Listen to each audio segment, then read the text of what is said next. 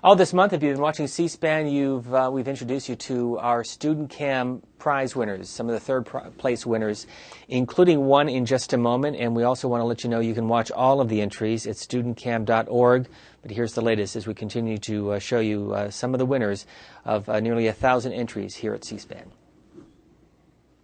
Fighting in Darfur essentially pits the government of Sudan, which is an Arab-dominated government, versus disenfranchised African tribes in the western province of Darfur.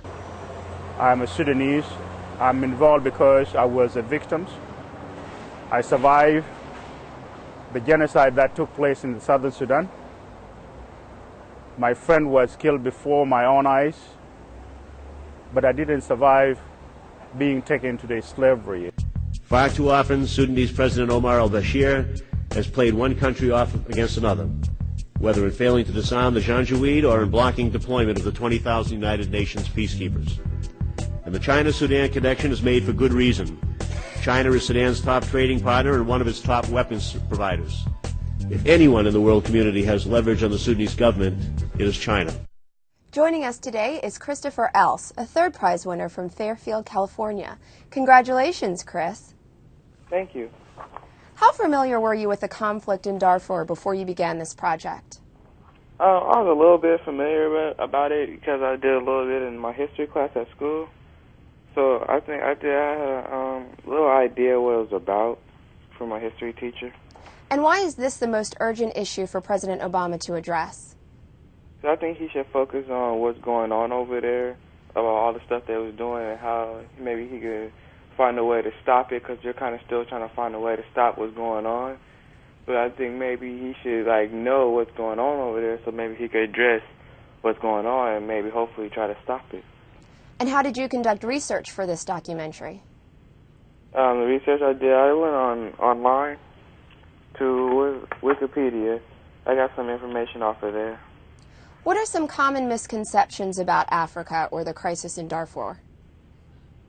I think that the things they were doing, like the rapes and the deaths due to starvation, and I just thought that was just I don't know, it's just not right how they were just doing all that, all the deaths and rapes. Who is Simon Deng? He was a human rights activist. And what did he tell you about his experiences? He told me that his experiences, he said it was wrong, but he's also trying to find a way to maybe inform people around the world what's going on, and maybe they could pitch in to help stop what's going on in Darfur. Who else did you interview for this project?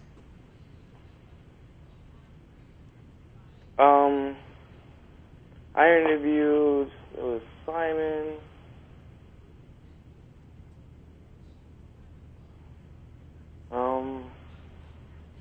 Well, tell us what the most striking fact that you discovered in your research was. I'm sorry, what did you say?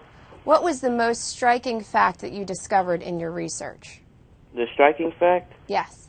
Basically, it was just how the Sudanese government was accused by suppressing information, by jailing and killing witnesses, and that they were tampering with evidence to try to eliminate their probative value.